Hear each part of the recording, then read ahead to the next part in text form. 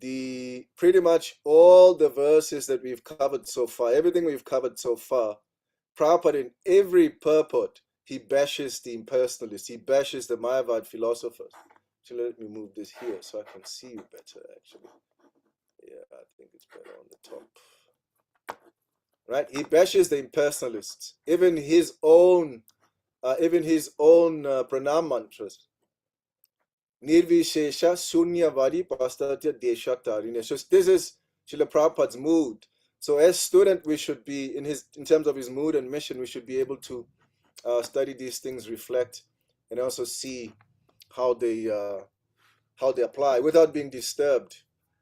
You've also previously spoken about the Dira, one who's sober, in the previous section of your Bhakti Sastri. So it's Dira is somebody, Dira Statra Namukhyate. What is it? How does the verse go? This is part of your memory verses, all the way to chapter 2.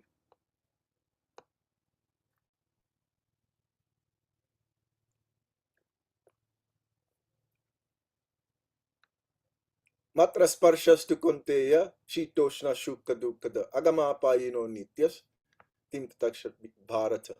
One who is sober should be able to tolerate good, bad, evil, good, all those things, right? You should be able to do that, including analyzing philosophical text without allowing your emotions to interfere. This is very important, especially for a preacher.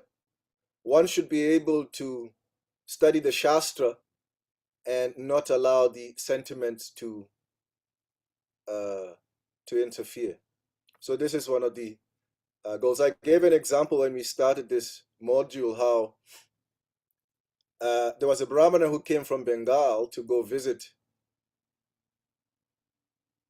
Chaitanya Mahaprabhu in Jagannath Puri, and he had written this amazing play about Lord Jagannath.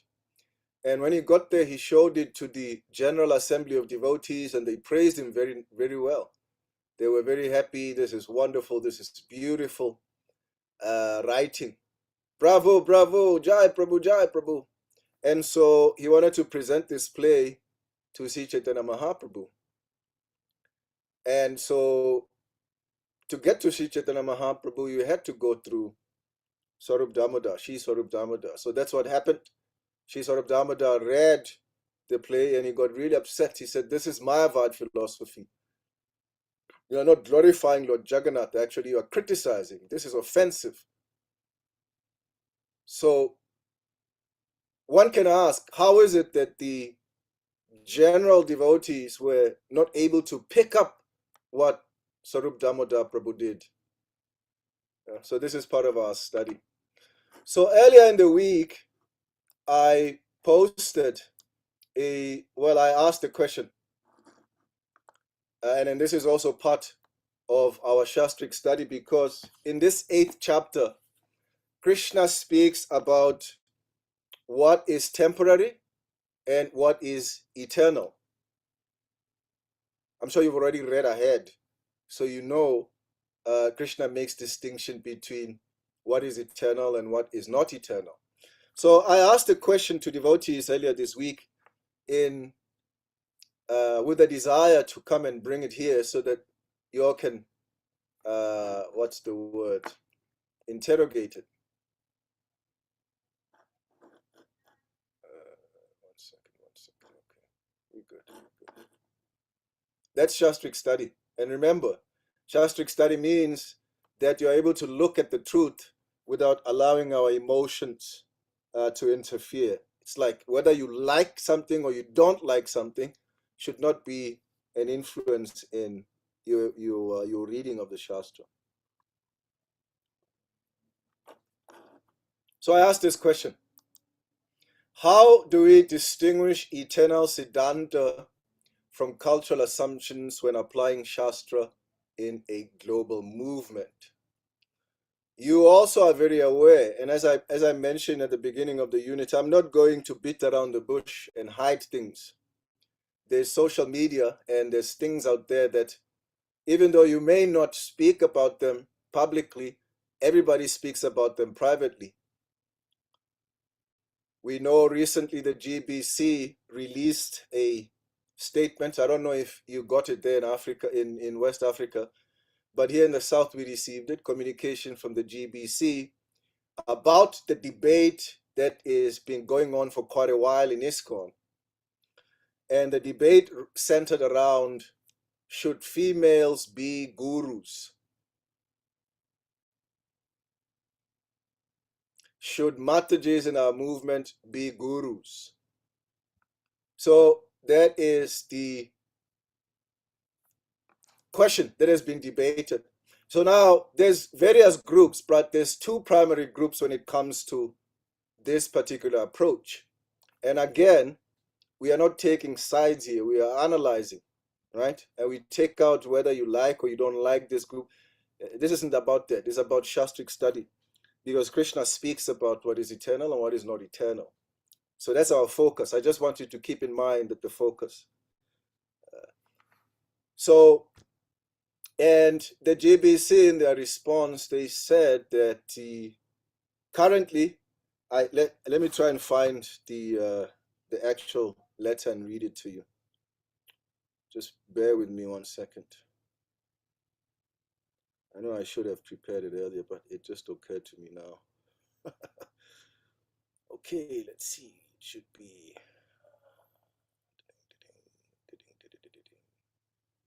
Okay, all right, all right. Krishna, Krishna.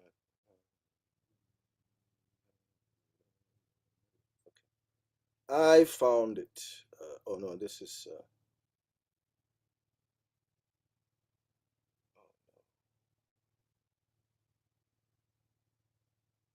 Okay. No. Anybody has the letter?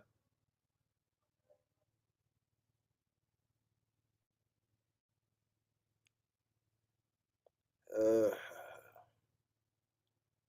if you have the letter, you can read it to me. I know I have it. I just don't know where. I don't remember where. Maybe downloads.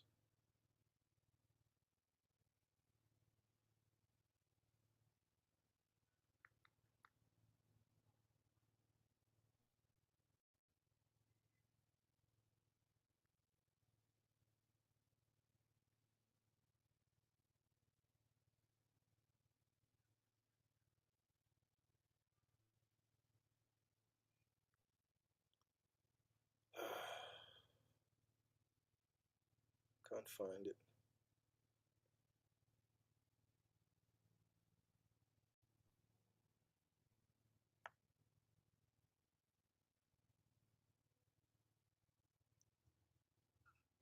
Okay, okay, not that, not that. Downloads. All right, I'll try one more time. Let's see. Nope.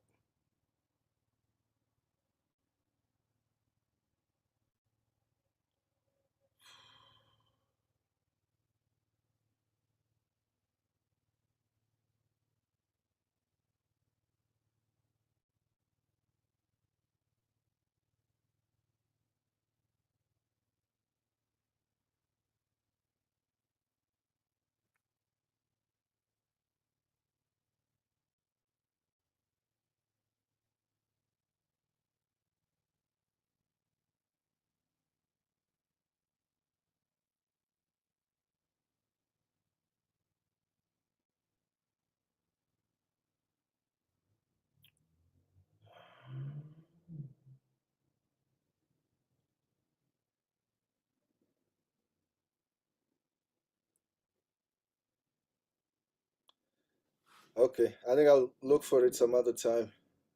Can't find it.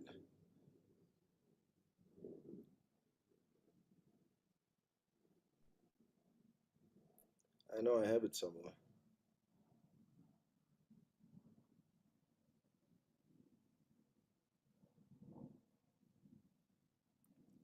Or maybe ISCO News may have it. Let's see.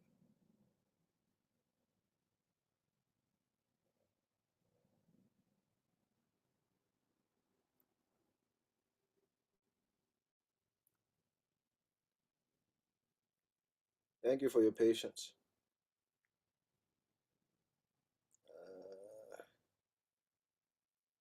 Okay, found the link.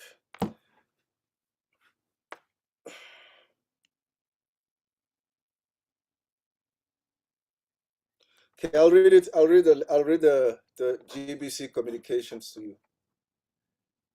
Statement from the Executive Committee of the ISKCON Governing Body Commission on Vaishnavi Diksha Guru, GBC AGM.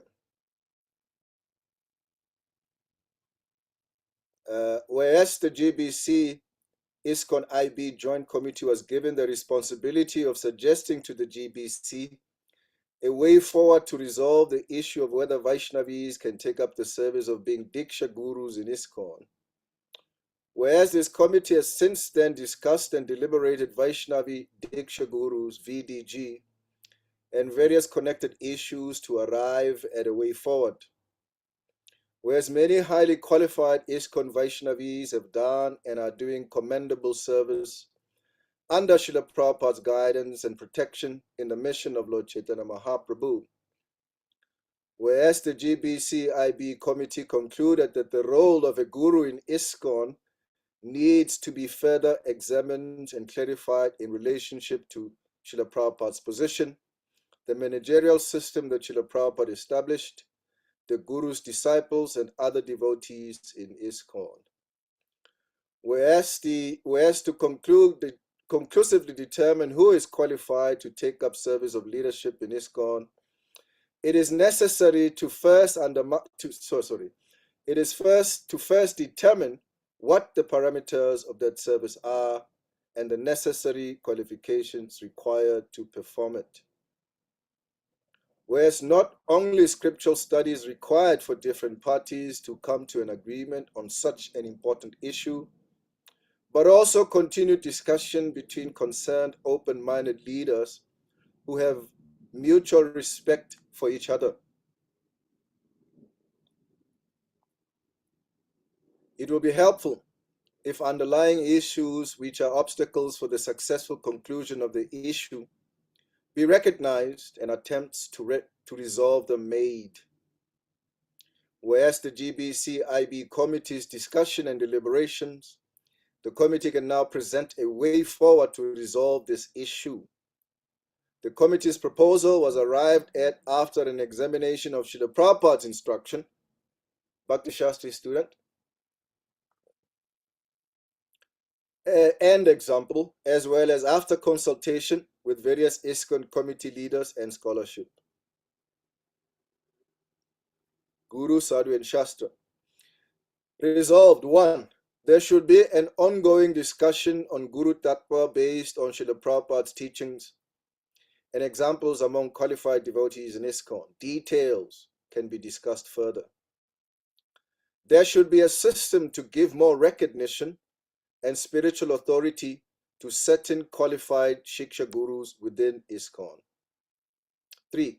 Qualified Vaishnavis or Vaishnavas can be recognized as these special Shiksha Gurus. Until the issue is satisfactorily resolved concerning Vaishnavi Diksha Gurus, qualified Vaishnavis should only be recognized as Shiksha Gurus, with the exception of Narayani Devidasi, who remains the Diksha Guru of her current disciples. 5. The present committee remains open to assist in further research and discussion on the topic according to the GBC's desire, issued by GBC Communications. So you see, the GBC isn't shutting down the door. The GBC is not saying we cannot discuss these things. So that's the first thing. I just wanted you to firstly put the issue on the table. What's the problem or what's the challenge? So this is the challenge. And so with this challenge, there's quite a few groups, but there's two very prominent groups. And remember, no names, no emotional outburst. We are studying what has been said. We are analyzing what has been said. Take out the speakers who says whatever. That's not our issue here in the Bhakti Sastri study. I'll keep on saying this over and over again so that it lends that we should distinguish our emotions from the study of the Shastra for our own edification, for our own spiritual growth, and for maturity purposes as well. All right, so where were we? Yeah, so there's two groups, right? On one hand, you have one group that says, absolutely not. Females or Matajis cannot be guru. Why? Because Prabhupada did not initiate any female gurus. This is something that is modern. This is something that is liberal. This is something that is feminist. This is a feminism in play. Right? This is antecedenta. It's not according to the Shastra. This is breaking the Shastra, they say.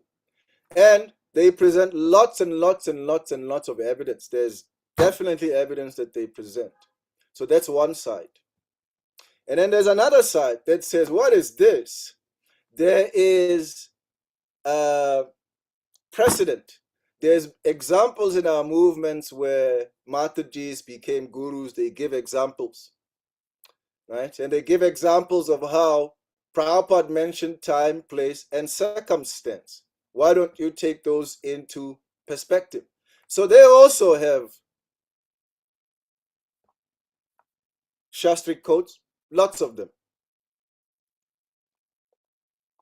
Now, as a Bhakti Shastri student, it's very easy for you to be tempted and say, I'm taking this side or I'm taking that side. Of course, I mean, it's your prerogative. You can choose whatever you want.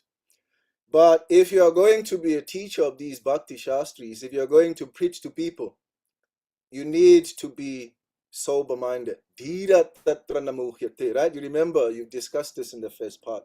So this is what we're going to do. We're not going to say, who's right, who's wrong. That's not our business. We are not moral judges in this instance, but we are students of the Shastra. So this is the question I asked, just based on, I've just set the agenda for you and put the variables or the play on the table for you to see what we are getting at here. And so I asked this question: how do we distinguish eternal Siddhanta from cultural assumptions when applying Shastra in a global movement? So firstly, if you look at here, I got a lot of devotees.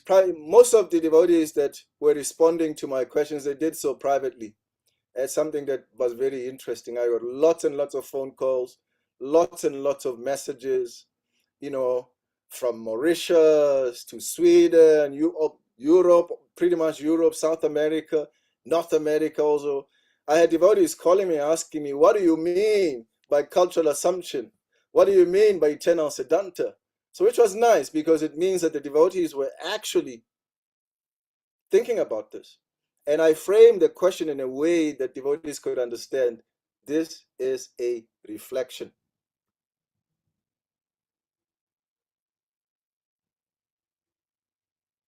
A reflection means that you reflect, right? As a movement, you have a mirror and you look at yourself in the mirror, right? So firstly, we are a global movement. We are a global movement. We have Krishna consciousness in West Africa. We have, Ghana, Lagos, Burkina, all over the place. Cameroon, all over West Africa, we have ISKCON centers. And everybody is different culturally. Everybody is different trades culturally, different beliefs culturally, different values culturally. I'll give you an example. When I spent time in Ghana. I spent time in Lagos, in Ghana, in Nigeria, and I was flying to Ghana. So I landed in Accra. Devotees came to pick me up. My good friend, I won't mention names, I don't want to. So we were discussing, and we were discussing something similar to what we're discussing on the way back, because usually I don't like wasting my time in Prajalpa. So we were discussing this issue. I mean, not the issue, but this thing. And he said to me about religion generally. And he said to me, Prabhu, Ghanaians, he's Ghanaian. He says, I see in Ghana, Nigerian pastors come from Nigeria, they come to Ghana and they've taken over the religious space in Ghana. He says, if you look everywhere around Ghana, all the churches, all the big churches are run by Nigerians. And so Ghanaians are getting fed up. And he was mentioning the cultural differences, many of them. I'll give you something because I'm also African. I can speak very openly about these things. So I know, I mean, I go quite a bit to Lagos, to Nigeria in general. And one of the interesting things in that I've heard, and I'm speaking about devotees here, is in Lagos, the tension between the Igbos and the Yoruba.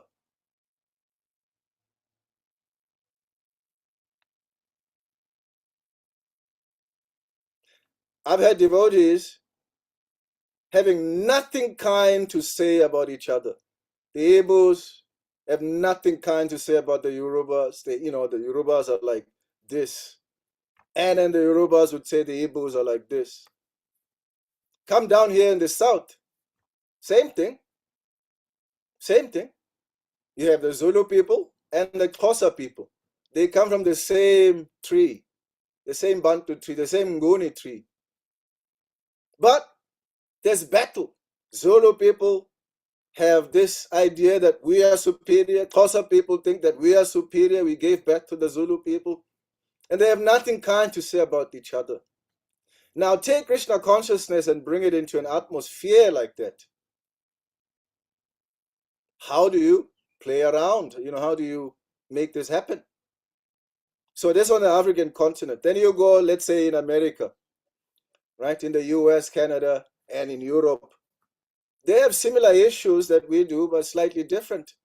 I'll give you a slightly different example of what we are doing, which is also one of the big issues, things that are being discussed in our movement.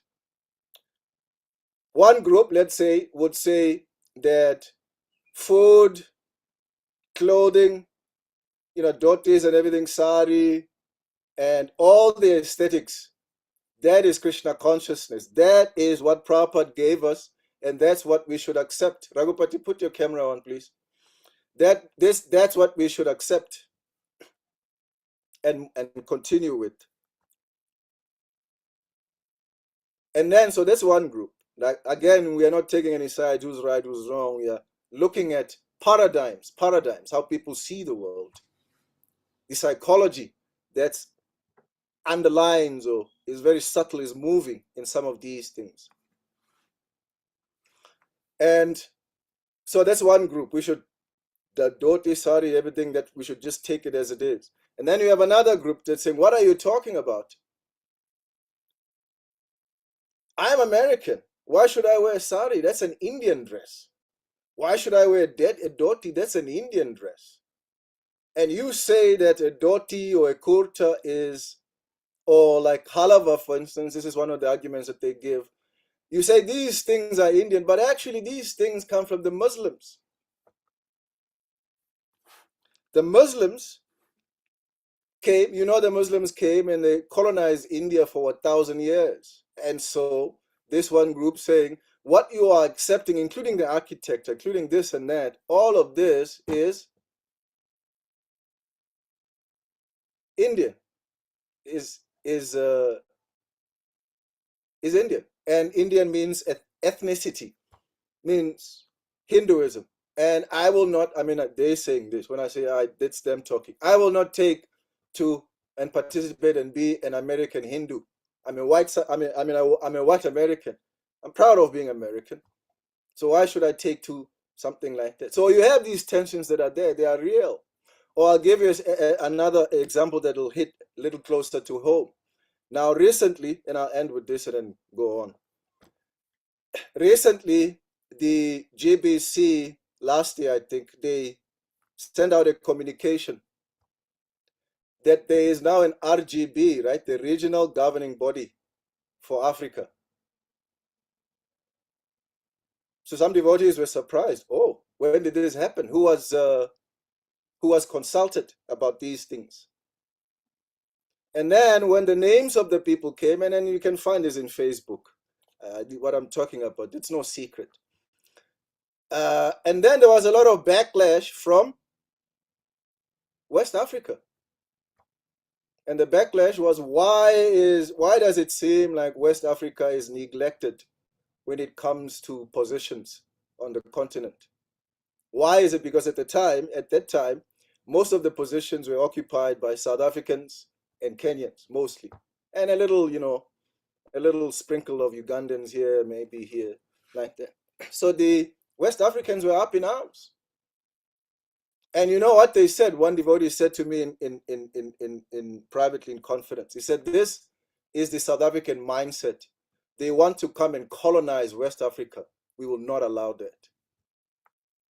And he went on a rant. He said, Nigeria has been independent for so many years. We've been Krishna consciousness for so many years. We built this, we built that. Why should we listen to this colonialist mindset? This was the response. So you can see how things can get really heated.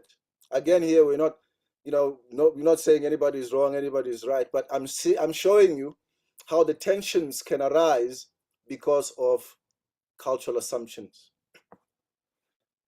So a devotee called me and he said to me, he asked me, all the way from Mauritius, he asked me, "Prabhu, what do you mean by cultural assumptions?" This word here, what do you mean by culture? Oh, no. I'll give you a different one, because this one we had a nice chat. But this is a Canadian devotee called, and I asked a similar question. As I said, most of them are wanting clarity in terms of cultural assumption because I hadn't clarified it.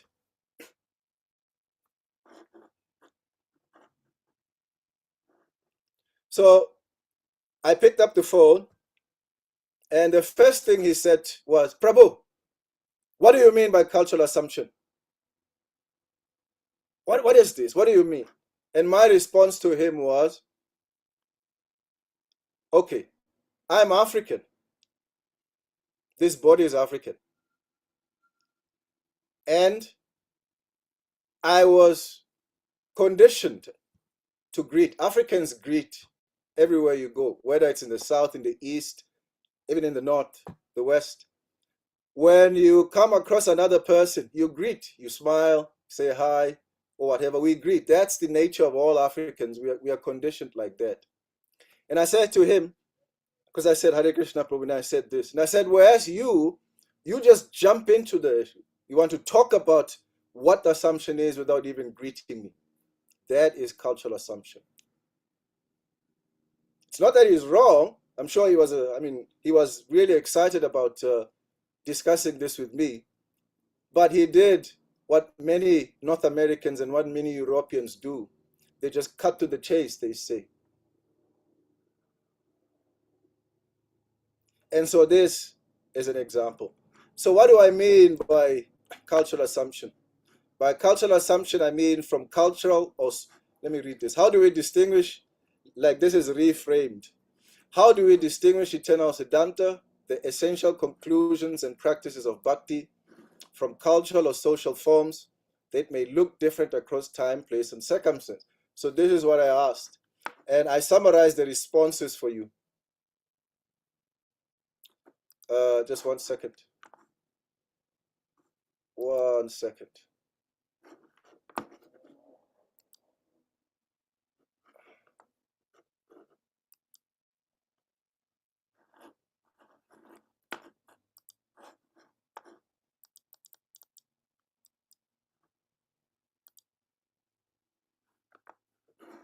All right.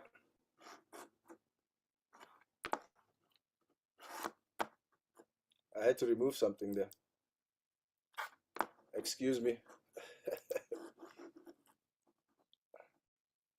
I'll share again. Where is it? Here we go. Yeah, I apologize. I had to remove something there. Okay, so the responses to my questions were fourfold, right? So remember, the question was, how do we distinguish eternal Siddhanta from cultural assumptions when applying Shastra in a global movement? And again, I'm bringing this up because We're beginning chapter 8. And chapter 8, Krishna makes a distinction between what is temporary and what is eternal. So it is part of our discussion here, and especially the question was asked specifically for your benefit. So these are the answers that we got. The first answer, I mean, this is summarizing everybody that responded.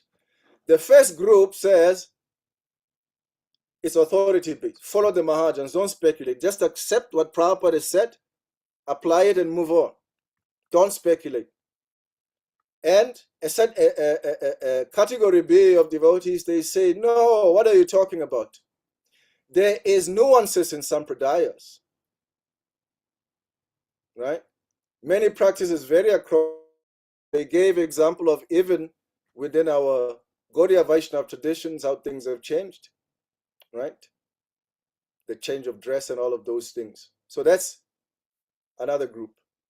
And group C is more of the inherency, ontological orientation discussion. Anyway, I won't confuse you with this, but it's a slight tangent, but it was a response nevertheless. So I'm acknowledging it here. And then the third group was Prabhupada adjusted in preaching. So why shouldn't we adjust? They gave example, I think one person gave example of how when Prabhupada started, Prabhupada wanted Varnashram. Well, he didn't want Varnashram. He didn't speak anything about Varnashram. Right? It wasn't an important thing. But just when Prabhupada was about to leave, he lamented that he hadn't established Varnashram. So some devotees saying there's a change in strategy. There's a change in strategy, obviously. Otherwise, why would Prabhupada say one thing and then change it to another? So change is acceptable. So this is in essence the summary of the discussion. How can you distinguish what is temporary from what is eternal? Firstly, follow the Mahajans. Don't speculate. Don't change anything. Don't bring anything new. Same thing is happening in terms of Srila Prabhupada's books. The whole book changing the controversy. It's also similar, right? And category B, they say some things change over time. So why should we not change anything? And then the third one is Prabhupada changed or adjusted things. So we should also adjust and change things.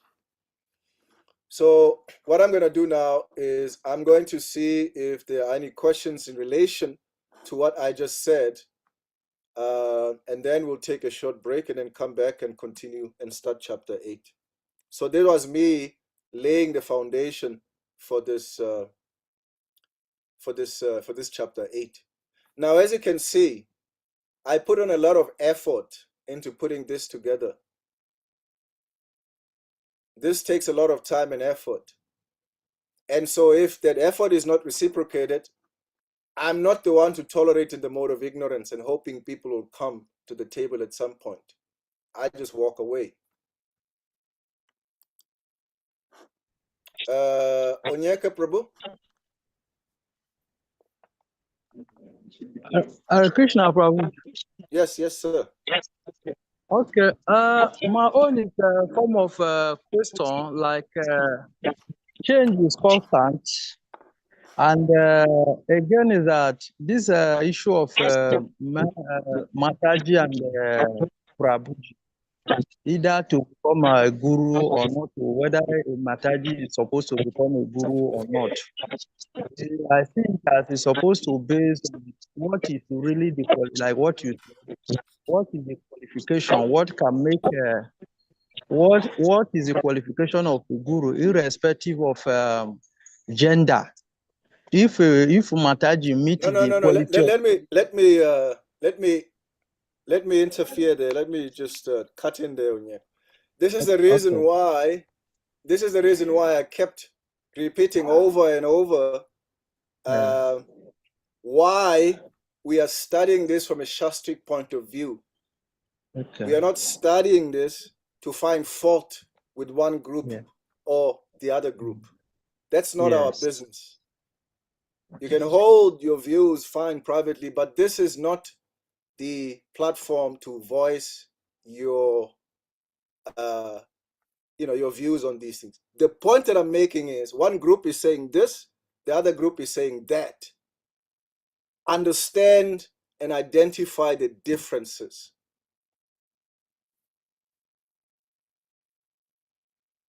Not to give commentary on one group, or they are like this, they should accept this group. Now you are taking the side of one group over the other, and this is not, as I continuously repeated, this is not what we are doing. We are not calling out individuals, we are not taking sides, we are studying the Shastra. And that means we are studying what is being said, and we are taking it, we bring it back into the classroom, and then we are seeing, we are analyzing it in terms of the 12 aims of ISKCON. And this is my purpose as a teacher, not to lead you to accept one group or one argument over the other. Otherwise, I'll be doing a big disservice to Shastic study. So I'm repeating again. Are there any questions?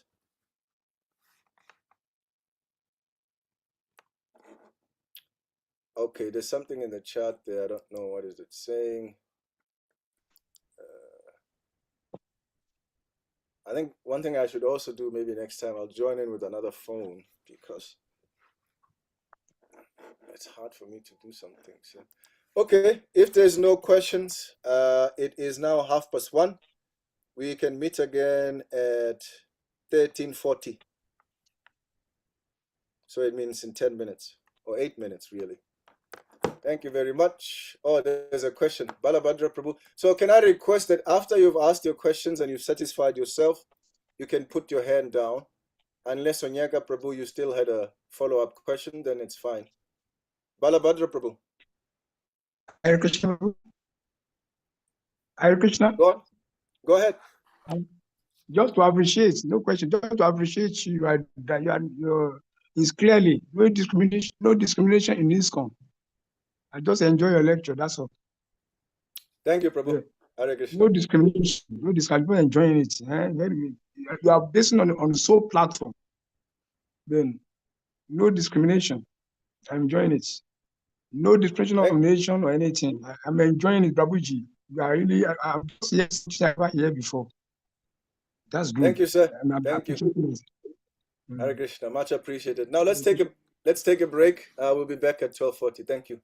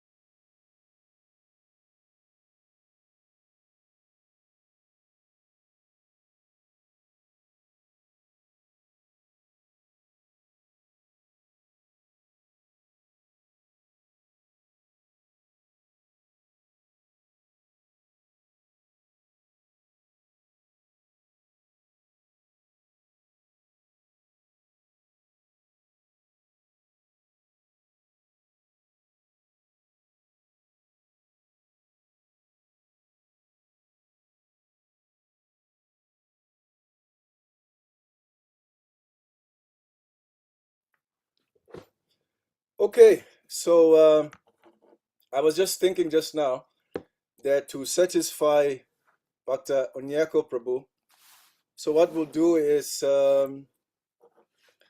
we'll see, time permitting, tomorrow we'll organize a debate. Where's Onyeko? Is he here? Yeah, he's here.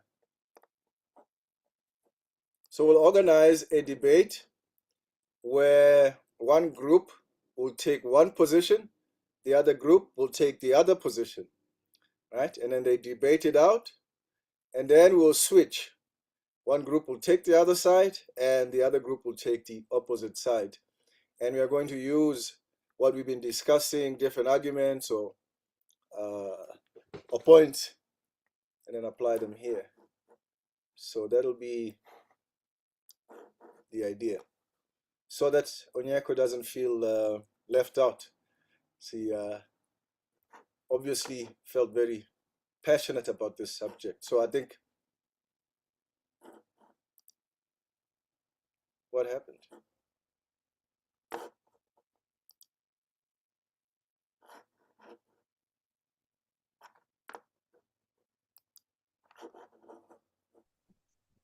Prabhuji, that is fine. It's okay like that. Hmm? I said that will be fine.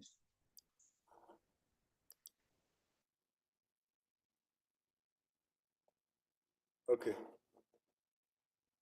I don't know what happened.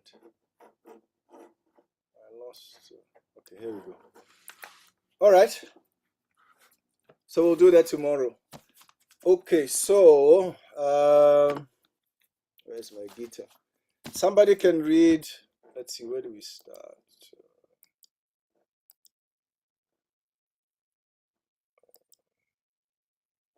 Oh, these are key memory verses. You have to memorize 8.5, the famous 8.5. Okay, so read text 1 to 2. Somebody can read text 1 to 2 of chapter 8. So we're starting now.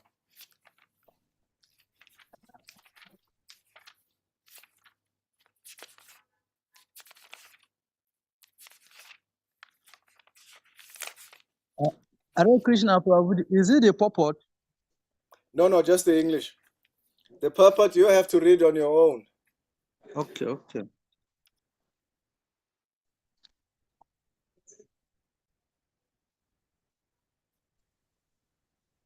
Translation, text 1. Okay, I read. Okay. Arjuna inquired, O my Lord, O Supreme Person, what is Brahman? What is the self? What are fructive activities? What is this material manifestation? And what are the demigods? Please explain this to me. Text 2. Who is the Lord of sacrifice? And how does he live in the body? O Madhusudana. And how can those engage in devotional service know you at the time of death? Hare Krishna. No, I said 1 to 4. Text 3. The Supreme Personality of Godhead said, the indestructible, transcendental living entity is called Brahman, and his eternal nature is called Adhyatma, the self.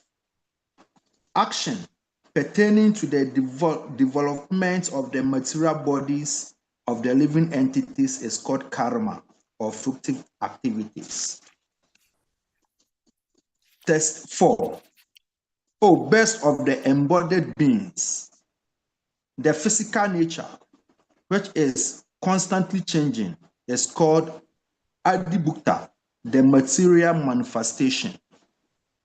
The universal form of the Lord, which include all the demigods, like those of the sun and moon, is called Adi Deva.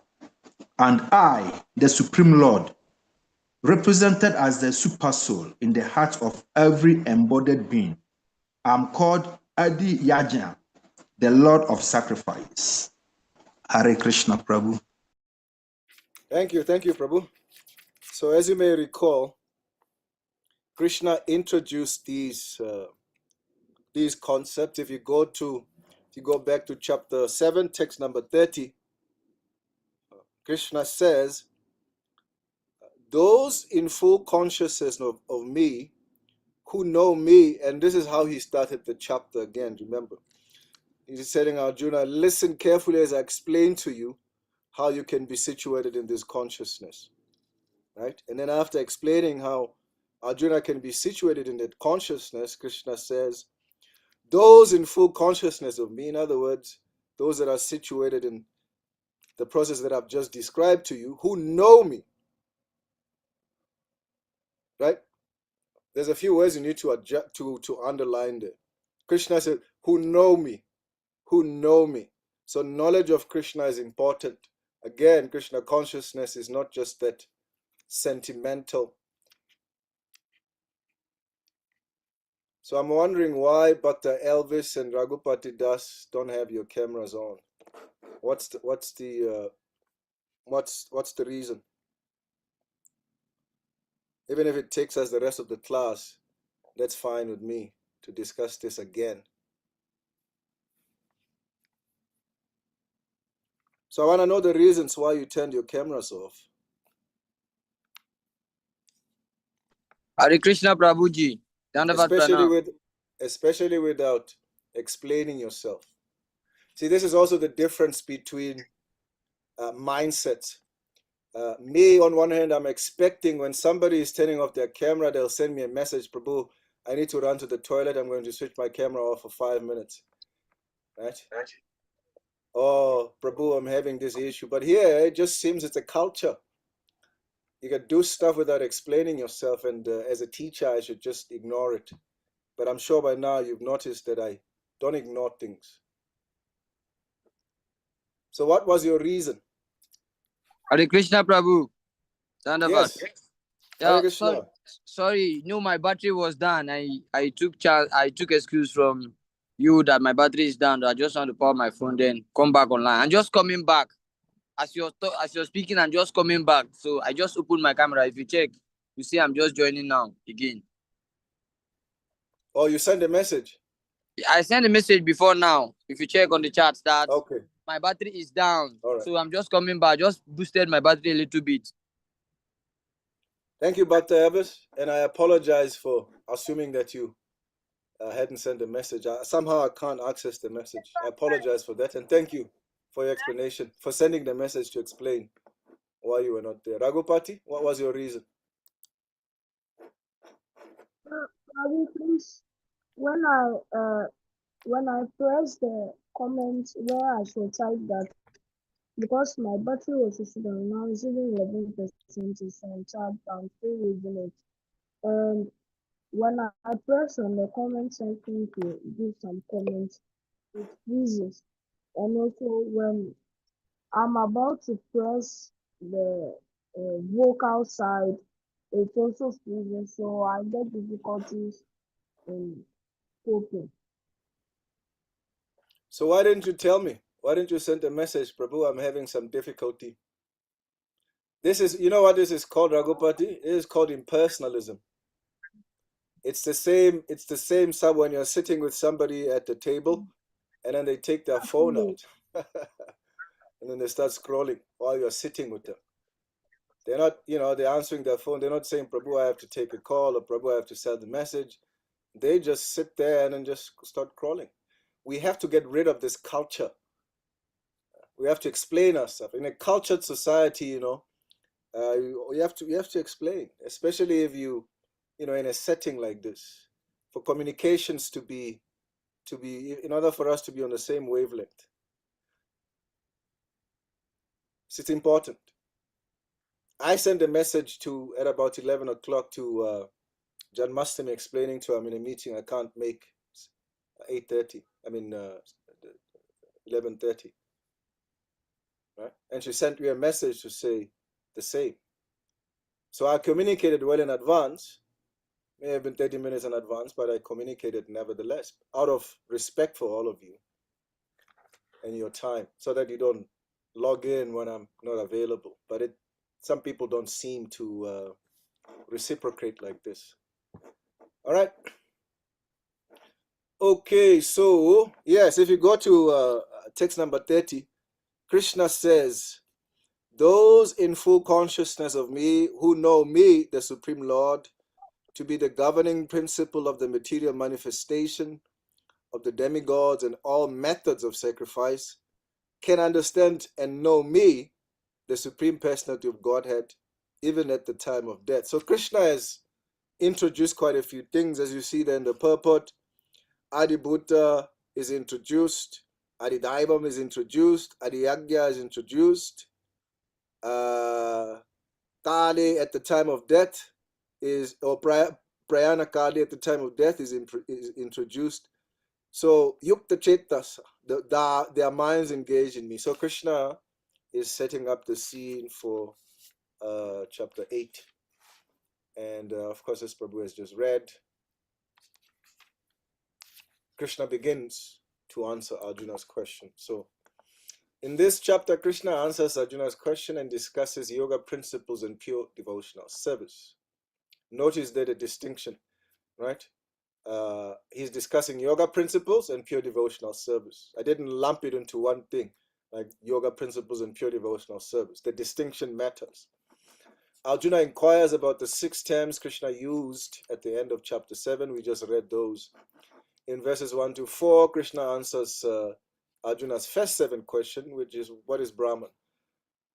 In verse 5 to 8, Krishna answers his 8th question about the destiny of one who thinks of Krishna at the time of death.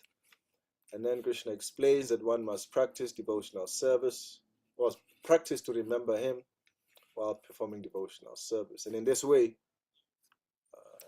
one can remember him at the time of death. So these are the divisions of, I need this keyboard here. So this is the divisions of chapter 8. First section, Krishna answers Arjuna's question, 1 to 4. Remembering Krishna, how do you do that? Yoga, Mishra, Bhakti, the yoga principles that we spoke about. And then pure devotion, that's 10 to 13. And then pure devotional service, 14 to 15. And then comparing the material and the spiritual worlds, which is in line with what we're discussing. What belongs to matter and what belongs to Krishna. And as we discussed, different devotees have different thoughts on this subject.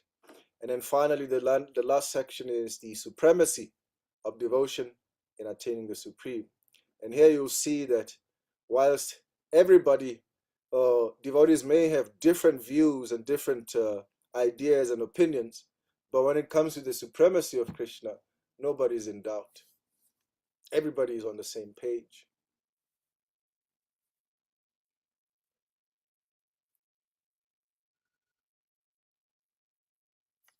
Okay. Put this somewhere here.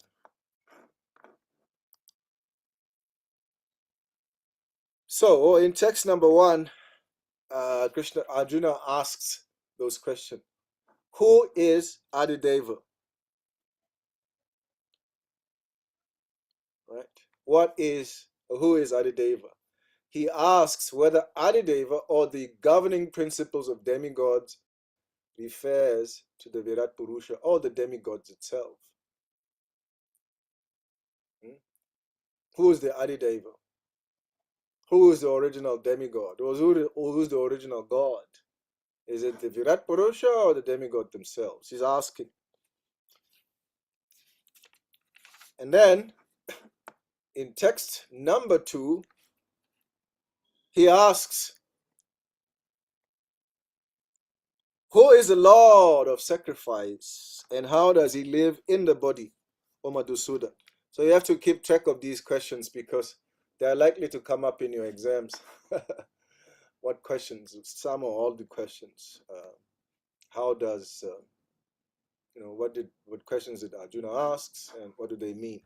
So it's important to understand also what Adideva. This is easy, to remember. And then in text number 2, And how can those engaged in devotional service know you at the time of death? That word again that we saw in the end of chapter 7 is brought up again. So as Arjuna is asking, please clarify. You introduced all these concepts in chapter 7, and now please explain them to me in more detail. The words, Prabhupada explains in the purport there, that the words prayanakale, at the end of life, are significant because whatever we do in life will be tested at the time of death. That's the ultimate test.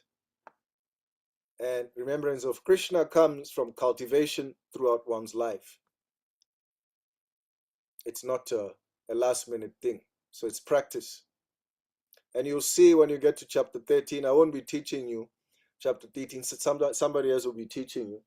In chapter 13, something very interesting happens there, where Arjuna or Krishna gives what he calls, this is knowledge. In Krishna's own words, he says, this is knowledge. He gives 13 items, but he gives a number of items, and says, these constitute knowledge, and everything outside of this is ignorance. And watch what Prabhupada does. This is relationship between God and his servant. Watch what Prabhupada does in the purport. Right? Krishna says, this is knowledge. Oh, and Krishna's Prabhupada in his purpose says, this is the process of knowledge. Technical difference there. Right? There's knowledge, there's difference in knowledge. There's a one is a knowledge, one is a process. You can get technical about it and argue that they are equivalent. There's a lot of debate that can go around this, but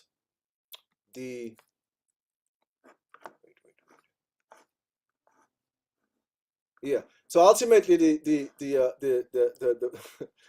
point is that when we Krishna consciousness is cultivated, the waking up in the morning, the chanting of the holy names of the Lord, and the process is nicely given in the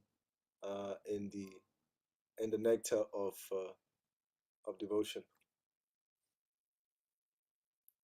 Oh yeah, so I was the relationship between Krishna and his devotees. This is allowed because Krishna himself says in the Bhagavatam that the words of the acharyas are my own words. This is why we accept what Prabhupada says, even if it may be very uncomfortable, right? Because Krishna himself says that the words of the acharya are my own words, right? So, so how do we remember Krishna at the time of death? Well, it's a process of practice throughout one's life. Right? So that's tech number 1 and 2. What's the time now? Okay. So somebody can read maybe in text number, actually it's fine. That's fine. Let's move on. And then text number 3, the Supreme Personality of Godhead, he explains. Now in text number 3, Krishna begins to answer Arjuna's question, where he describes what is Brahman, and he describes what is Adhyatma, and what karma is.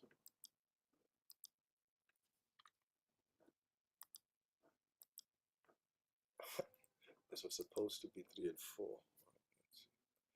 And then, so he goes on, he explains there that the indestructible transcendental living entity is called Brahman, and his eternal nature is called Adhyatma, the self. Action pertaining to the development of the material bodies of the living entity is called karma, or fruitive activities, right? And then in text number 4, one thing you may notice that I don't read the purports for you because that's your job as a student. Your job as a student is to read the purports. Okay, best of the Brahmanas, that's text number 4. Best of the embodied beings, the physical nature, which is constantly changing, is Adbhut. So he's explaining material manifestation. Prabhupada says there, the universal form of the Lord, which includes all the demigods, like those of the sun and moon, is called Adidaiva. And I, the Supreme Lord, represented as the Supersoul in the heart of every embodied being, am called Adiyagya, the Lord of Sacrifice. Beautiful.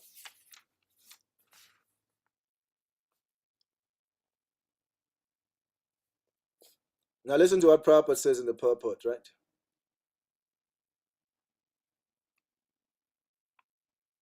The gigantic universal form of the Lord, this Virat Purusha, the gigantic universal form of the Lord called Adideva. So Prabhupada is telling you that the universal form, this is what Krishna is speaking about when he's speaking about Adideva. He is referring to the Supreme Lord in his manifestation as Super Soul. No. The gigantic universal form of the Lord called Adidevata is contemplated by the neophyte who cannot approach the Supreme Lord in his manifestation as Super Soul. Right, so if you can't meditate on the Super Soul, then you meditate on the Virat Purusha. So you can see there's two types of meditators. One, and then Prabhupada explains this in the first canto of the Srimad Bhagavatam. There's two types of meditators, yogis. There's the regular yogis that meditate on the Lord in the heart, and there's the Hiranyagarbha yogis that meditate on the heart, the super soul of the universe, not just the super soul of the world. So Prabhupada is alluding to the same thing here. The gigantic universal form of the Lord called Adidaivata is contemplated by the neophyte who cannot approach the Supreme Lord in his manifestation as super soul. The neophyte is advised to contemplate the universal form or Virat Purusha, whose legs are considered the lower planets, those eyes are considered the sun and moon, and whose head is considered the upper planetary system. Text number 5, and whoever, now Krishna answers Arjuna's question, what is Adi? What is Antakale at the time of death? And Krishna says, and whoever at the end of his life quits his body, remembering me alone, at once attains my nature. Of this, there is no doubt. Prabhupada explains in the purport that anyone who dies in Krishna consciousness will attain the same transcendental nature as the Supreme Lord. And the best way to practice smarana or remembrance of Krishna is to constantly, incessantly chant the Maha Mantra while tolerating all impediments. Right? So, this is the system that Prabhupada has introduced and invested or is tried to embed in our consciousness. We wake up in the morning, depending on your schedule. Some people are householders, adjust your schedule accordingly. They chant their rounds, they go to work or they do their service. So in the morning you have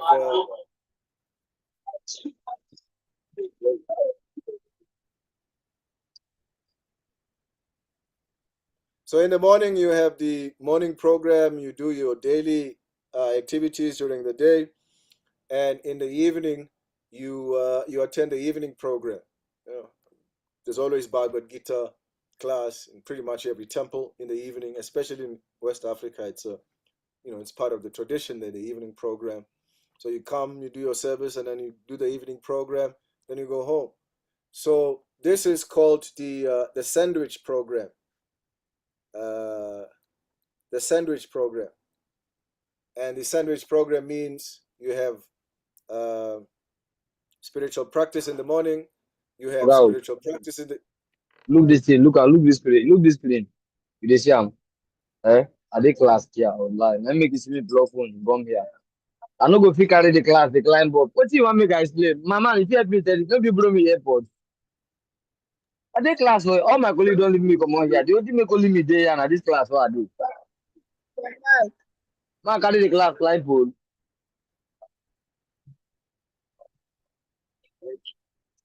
Now, why I know they like your talk? Person will explain something, you know, agree. The next thing I go call me wicked. I don't give you the why I wait for bring issue. Aibo.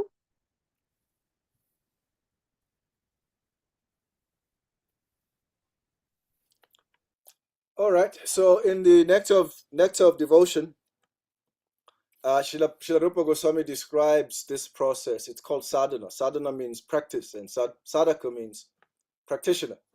So here you see Rupa Goswami describe and define what sadhana is and how it's practiced, and he divides it into Vaidhi sadhana bhakti and then other types of bhaktis. But we are in Vaidhi sadhana bhakti, Vaidhi from Vedi, meaning rules and regulations, and sadhana means practice. And so by definition, Vaidhi sadhana bhakti means following rules and regulations under the guidance of Guru, following scripture. So the kind of bhakti that we are practicing, which is Krishna is saying, remembering Krishna means you have to train the mind. And to train the mind, you have to adopt a certain process. And this process is outlined in the Nectar of Devotion very systematically by Srila Rupa Goswami. Right? So sadhana bhakti means many rules and regulations. You have to do this, don't do that. Right? So this is how we mold our consciousness. As I said, and as Prabhupada says, it's not like you wait until the end to remember Krishna. You practice on a daily basis. It's just like if you're a student, if you don't put in the effort during the year to study, you are unlikely to make it at the end of the year. Because whatever state of being, yam yam vapi smaran bhavam tajam dante kalevaram tam tamivaiti kuntiya sadatat bhava bhavitaha. Right? Whatever state of being one remembers at the time of death, that state one will remember without fail. So Prabhupada is emphasizing this point that the best way is to always remember Krishna. And I shared this when I shared this with some devotees both in Lagos and in Ghana, that the opportunities are there. It's just the opportunities are there. It's just us who are not taking the opportunities.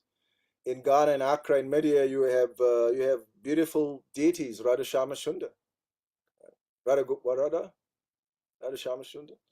And in Lagos, you have Jagannath Baladev Subhadra, you have Gaunita, and you have Radha Shama Sundar also, I think. They're there for us to practice. I shared how Jayapataka Swami once said that we don't go in front of the deities for darshan. Darshan doesn't mean you go in front of the deities to look at the deities, but you present yourself in front of the deities so the deities can see you. So this is what darshan means, because we don't have the quality. We don't have the spiritual quality to see Krishna. So Krishna, out of his compassion, he presents himself in the deity form. So it's there to meditate on the deity, and Prabhupada gives us the process of remembering, meditating on the deity. It's there in the Srimad Bhagavatam. You begin with the feet, you go gradually up the shin, the knee, the thighs, all the way to the top. So before you even look at Krishna's beautiful smiling face, his beautiful lotus eyes, right? Madhuradipate Rakhilam Madhuram. Krishna is always beautiful like that. And before you even look at Krishna's beautiful face, one has to begin at the feet. This is called sadhana. It's called training. Because I know sometimes we we rush. Firstly, we are late. Krishna is there. Greetings, the curtains open. We come in like 3 minutes late. We're rushing. So Krishna is just like with Duryodhana during the battlefield of Kurukshetra. When Krishna opened his eyes, the first person he saw was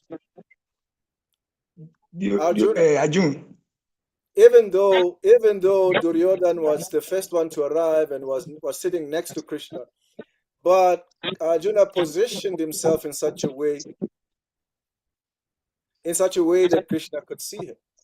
So that's what darshan means. Darshan means you position yourself in front of the deity so that the deities can see you. So if you're late, what's the use? What's the use? It's a very disrespectful mindset to have.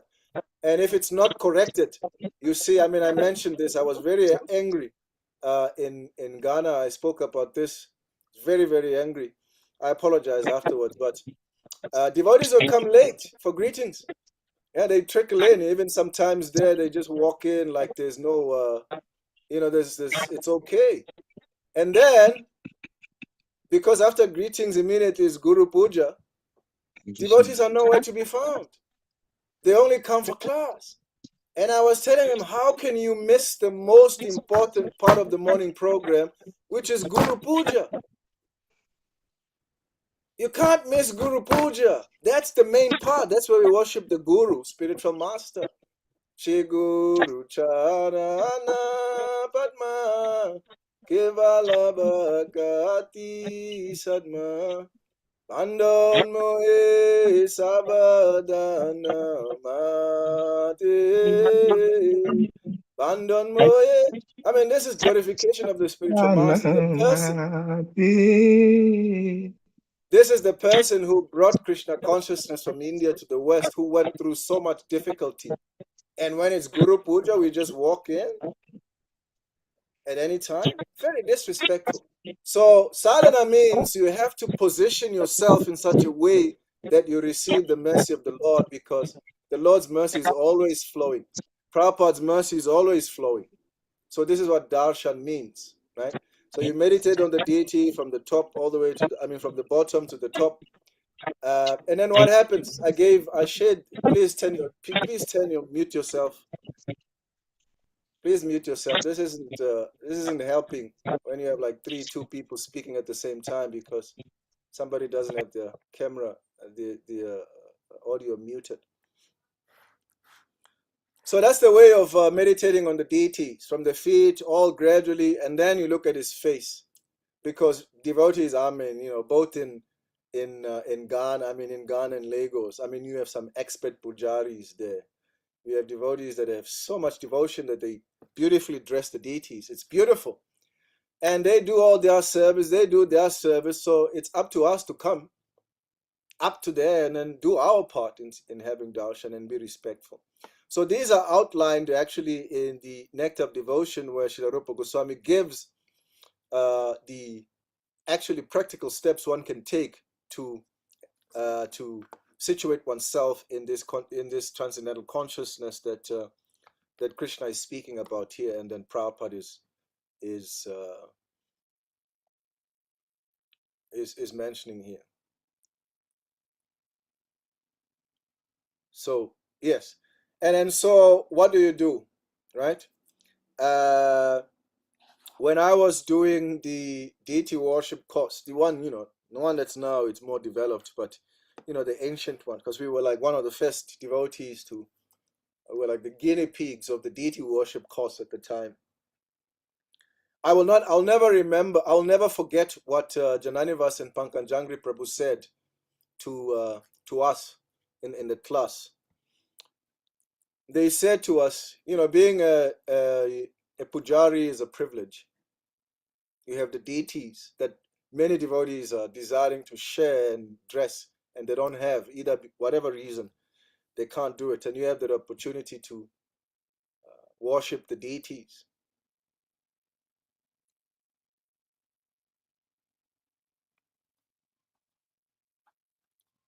One second. So don't throw it out. Don't waste that opportunity of serving the deity, right?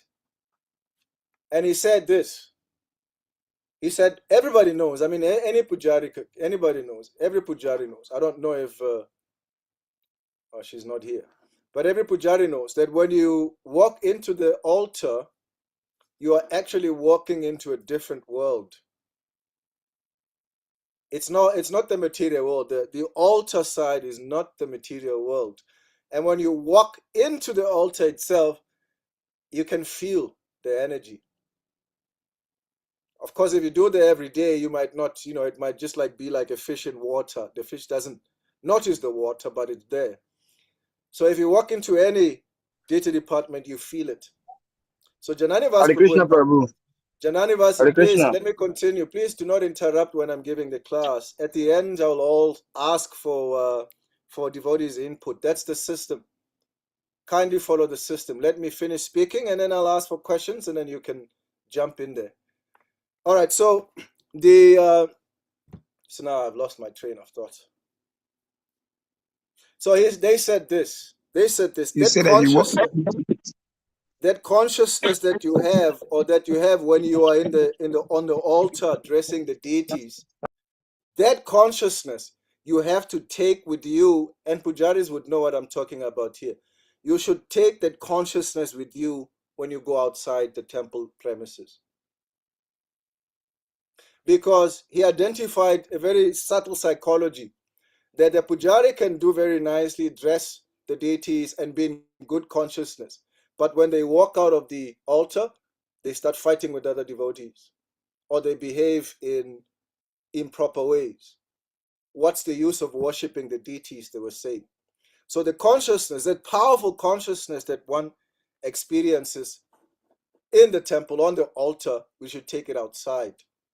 In other words, being a good devotee should not end in the temple, that we behave properly in the temple setting with other devotees, but when we leave, when we go outside, we behave like demons. What's the use of this practice? So we have to show this practice in public. That's really the test. When you are put in situations outside of your comfort zone, will you become Krishna conscious? Will you maintain your consciousness? Or will you resort to your old self and start cursing out people and punching people? Right? So this is important to understand how to practice Krishna consciousness. And this is mentioned in the Nectar of Devotion. And lastly, an example that I give quite often is when I was a young Sankirtan devotee. We used to go out we had a very vibrant brahmachari ashram. And I won't bore into the details. We, at like 9 o'clock in the morning, we were out of the temple room.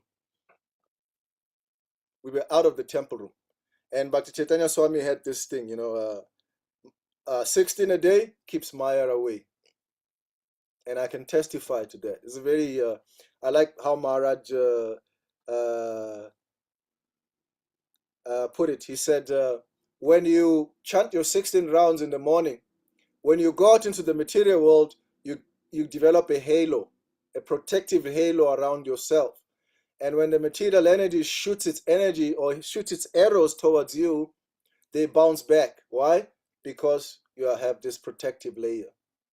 And I'm sure devotees have this experience. If you've attended the morning program, you've chanted all your rounds, you've listened to the Bhagavatam class, when you go out there, you are Superman, Super Bhakta, Super Das. You feel fired up, you feel protected. That's the nature of Vaidhi Sadhana Bhakti. Even though there's many rules and regulation, it has its rasa, it has its reward in the heart. So one of the things that we used to do as young brahmacharis is we'd have deities, Shishi Nitai Gora Hari, Shishi Nitai Gora Hari, yes, and then Shishi Nitai Mayaput Chandra. Shishi Nitai Gora Hari are my worshipable deities. Those are the very first ever deities I ever laid my eyes on. They're such beautiful deities. Such beauty. Anyway, so what we used to do is we would meditate on the deities like I just described to you, the toes and all of those. We would look the decoration because the pujari put so much effort into decorating the deities. Why shouldn't we put effort into seeing the Lord or allowing, because the Lord has allowed us to see him. So we would do like that, look at the deities and what they're dressed, the color and all of these. And then when we were on the streets in book distribution, because we never went on book distribution alone those days, for protection, because anything can happen. Somebody can say, I'm going to book distribution, and then they go to watch a movie. They may go on book distribution, say, I'm going on book distribution, but they're going on a sense gratification mode. We've seen that many times. So always with others, always in a team format, never alone. I'm always suspicious of somebody who wants to go out on Sankirtan alone. Not that everybody does nonsense, but the material world is powerful. It's powerful. Anyway, so we would meet each other, because we went as a team, we had a van, we called it the Vrinda van. So we would, come out of the Vrinda van, go out, do our distribution. And then what we would do is, if you were feeling overwhelmed, we would run to another brahmachari and say, hey, brahmachari, hey, Isana Goranga, what's the deities, what are the deities dressed in today? Oh, they were dressed in blue. Okay. And what's the decoration? Oh, white, yellow, whatever. What's the mukut? What's the decoration on the head? Oh, they're dressed like this, like that, like that. And what are the, so this way, all that meditation in the morning doesn't go to waste. You utilize it even during the day.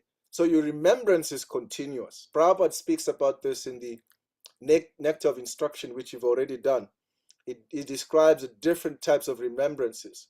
Remembrances that is like almost not there. Like you are in class, and then after 10 minutes you switch off. And then the next thing you hear is, okay, Prabhu's Hare Krishna, that's the end of the class, right? So that's one type of remembrance. You only remember what was said in the beginning of the class, the rest of the time, nothing. And then you have remembrance where you remember instances. Raghupati, I tried to teach you something, but I guess it doesn't work.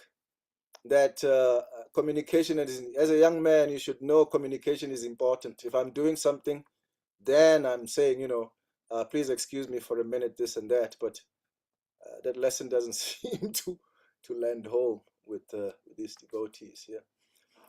So and Prabhupada speaks about when this remembrance increases, this is something that you've already done.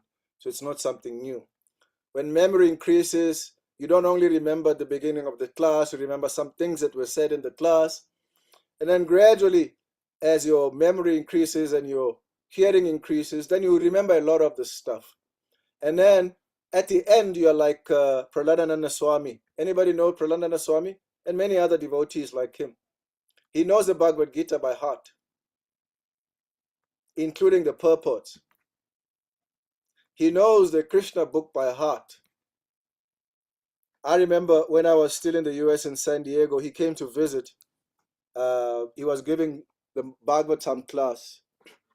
And then I was listening and I was thinking, wait a minute. Wait just 1 minute. This sounds very, very familiar. Right? And I was thinking, where is this coming from? It looks like he's reading from and he's not reading from a book. He's just giving it as a lecture. So I was thinking, and then he said something that reminded me of where it was. So I went upstairs. It was the days before, smartphones were smart. And so I went upstairs, got a book, Krishna book, came down, and I went to the section where I thought he was reading, and lo and behold, word by word by word, he was saying it, but giving it as if he was giving class. That's pure remembrance. So if you're able to do that, if you're able to do that from waking up in the morning and you're constantly remembering Krishna at every step, then you get what Prabhupada explains or describes in the same study of remembrance, and what he calls it, samadhi, where your mind doesn't move. When you're listening to a lecture, you're listening to a lecture. Like Prabhupada, one of the things he said, my Guru Maharaj appreciates me. Why? Because I could listen. I could pay attention. Even though I couldn't understand what he was saying, but I was listening. I was paying. Why do they say pay attention? Because you have to pay something. Anyway, and Srila Bhakti Siddhanta appreciated Prabhupada for giving attention. So this is called samadhi, when remembrance is unbroken. And Srila Prabhupada explains here that the best way to constantly remember Krishna is to incessantly chant the Hare Krishna Mahamantra. And we've seen some devotees, even in their dreams, they chant Hare Krishna. I had many experiences like that. One of my roommates many years ago was a book distributor. We were Sankirtan devotees together. And many times he would wake up in the morning distributing books. Hey, Hare Krishna, here's a nice book on meditation for you. Hare Krishna, here's a book on karma. But he was asleep because his consciousness was immersed, imbued with book distribution. Hare Krishna, any questions or comments? And then we can end if there are no questions or comments. Okay, going once, going twice, and Hare Krishna. Panchakalpatarubhyas. Okay, Onyako Prabhu.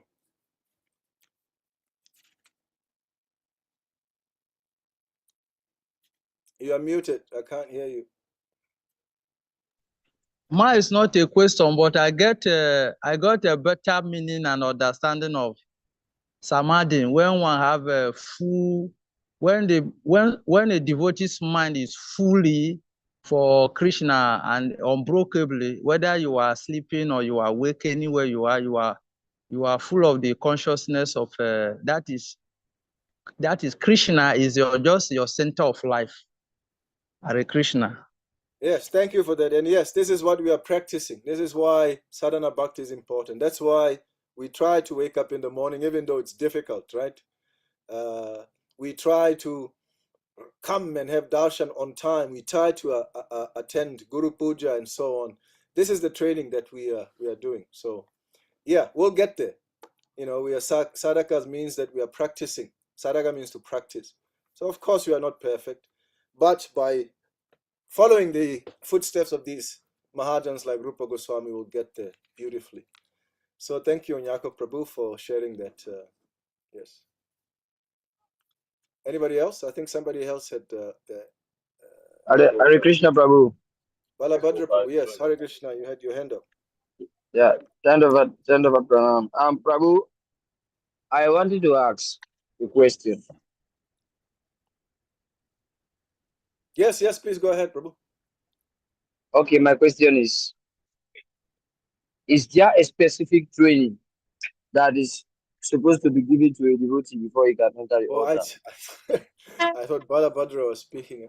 Okay, Bhakta Elvis, sorry, Prabhu. Go ahead. Start again, please.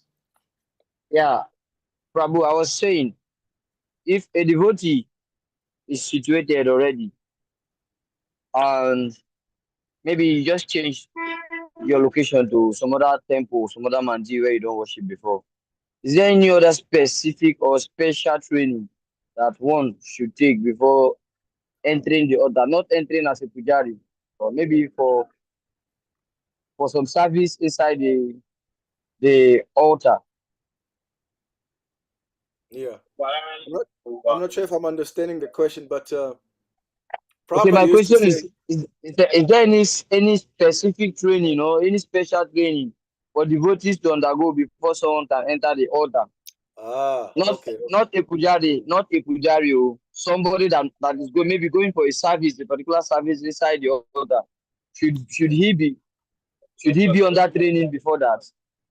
Yes, we call that backup service.